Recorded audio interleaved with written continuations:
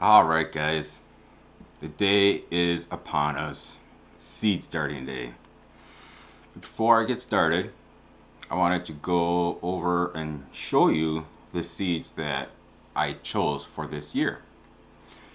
And the first one, so you can see this, is the, not so well, the 1965 Jutras. And then the 1878 and a half Lear. And what else here? We got the 1872 Sipple. I hope I'm pronouncing that correctly. And then, last but not least, I have the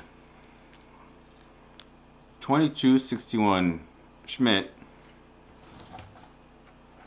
and of course my 1141 Mason. Now, I don't know if you can see here, but this was the 2283 Barlow seed, and he basically self-pollinated this pumpkin, which is exactly what I did here. So essentially these are genetic wise the same seeds, just grown by two different people from two different seeds. So I'm going to start both of them and kind of see how they do, kind of comparison, see if there's a difference. But more likely I'll probably choose this one when I actually plant them outside. So that's my seed collection, seed choice I should say. So next I'm gonna start getting everything set up, and I'll bring you guys back and show you what I'm doing to get these seeds started. Alright, so now off camera what I did is with each seed I wrote down on one side of them their numbers so that they don't get confused or mixed with the other ones. And then on each one of these sticks I wrote down the numbers also, and it kind of bled a little bit, but it's still readable. But just in case, on the other side I wrote it in pen. And then also labeling is very important. You don't want to get things mixed up. So then with all the peat pots I also wrote down their number. And while I was doing that, I noticed with the 1965 Jutras, which one is it? I don't know how well you can see this, but I didn't like how the tip looked here. It's a little brown all around where the taproot comes out, the first root comes out, and it might just be shell deep and it might not. So I didn't want to totally risk that. So then what I did is I grabbed the 1750 Jutras. And the reason why I grabbed this one is the 1965 Jutras is the 1920, well, the seed came out of, or the plant I should say, came out of the 1928 Deletus, hope I said that correctly, and was crossed with the 1911 Urena. And the 1750 Jutras, the mother plant was the 1911 Urena and was pollinated with the 1928 Deletus. So they're kind of the same. They're the same genetics, just crisscrossed. So that's why I chose those. But other than that, they all look pretty good. So the next thing I'm gonna do is, in each one, I'm going to give them some hydrogen peroxide. Helps clean off whatever germs might have been on the seed coats. That way it doesn't transfer into the soil and give you issues. It's just a precautionary. You may or may not really have to do this, but why risk it? So then, after that, well, also I'll be taking all the peat pots, and a tote back there, it has some water in it. I'll put all of these in there to soak them up. And then I'll be soaking the seeds as well. But I won't be soaking them equal time. Let me get you a good example. There we go.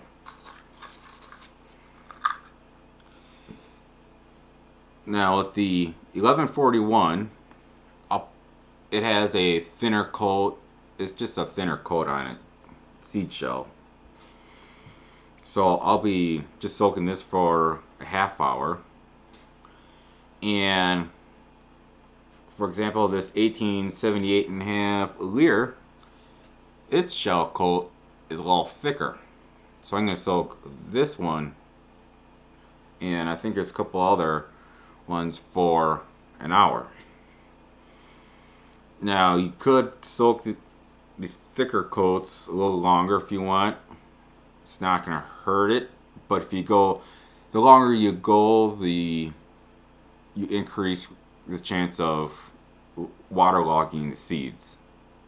And these are very precious seeds. So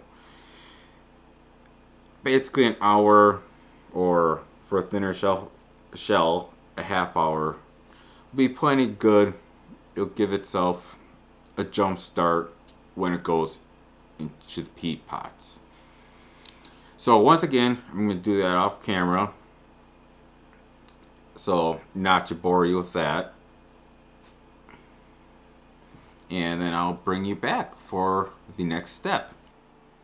Alright, so I have the three that have the thicker coats soaking right now. Kind of just want to show you what I do. It's pretty, pretty simple here. You can see in there, just filled it up with water, and because they like to float, I took another paper cup, filled it with water, and then I just plop it over there on top of it to help hold it down and get it into the water.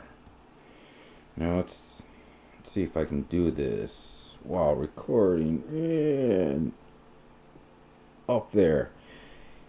And also, as you can see, I have the, well, where's my finger? There it is. I have the peat pots in there, in that tub, and they also float. So I did the same thing. I grabbed another tote base that's the same size, and then I put 2 5-pound weights in there to help hold that down, so they get fully submersed with water. Alright, so the seeds have completed their soaking time. Now, and I got everything prepped here for the next step, but I wanted to show you this a little bit. And I put a bag of the seed starting mix in here, and now I'm going to sprinkle on some mycorrhiza. Now the directions say for the quantity that I have here is roughly 2 gallons dry. To add 1 to 2 tablespoons. So that's what I got here. And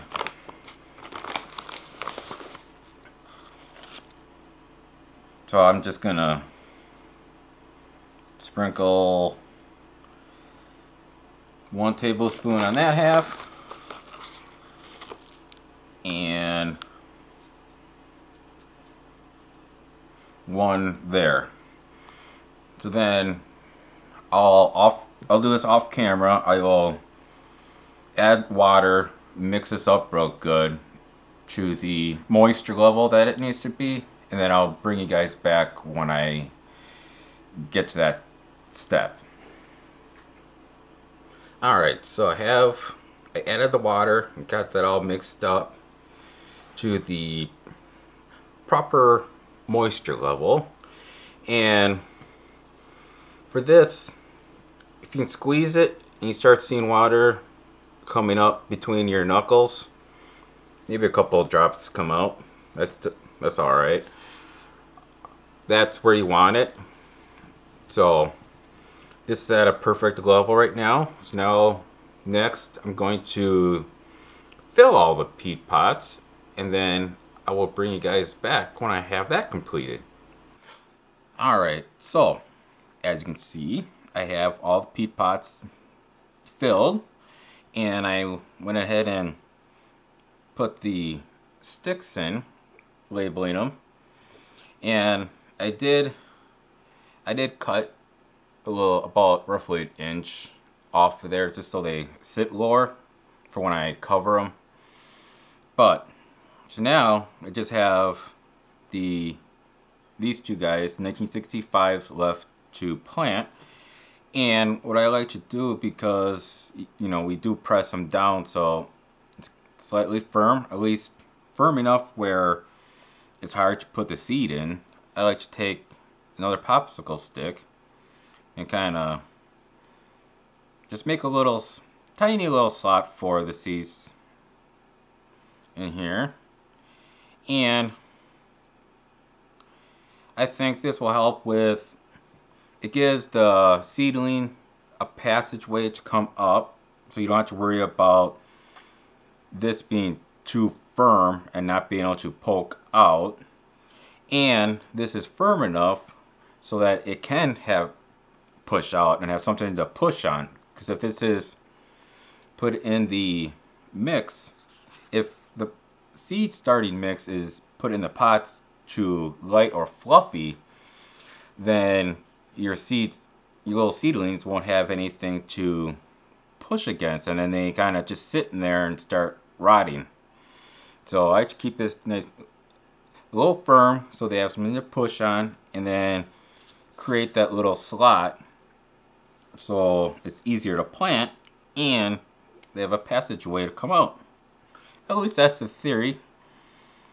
But anyways, yeah, just like that, push them down so they're fully seated, and that's it.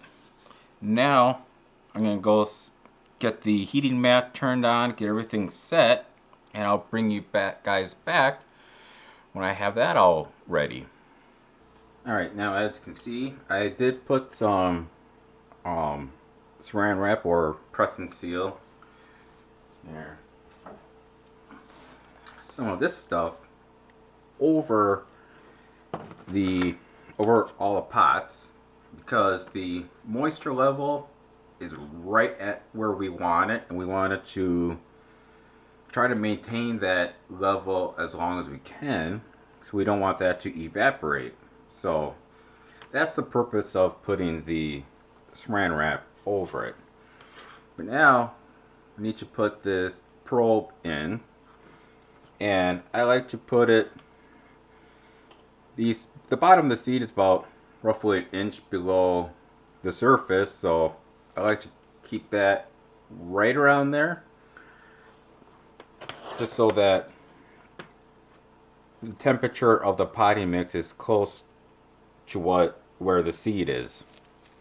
if that makes any sense. So I'm gonna open this up a little bit and stick her down there. Make sure not to disturb where I planted the seed. So got that in there. And then an extra added level of moisture and heat containment. I am going to put a lid on it. Alright, so seeds are all planted and we have the proper moisture in there. We have, pretty soon we'll have the proper heat in there. We are currently at 68. So now we just gotta wait for the next 3 to 4 days to see what comes up, and hopefully all of them come up. So until then, I will see you guys next time. Bye bye.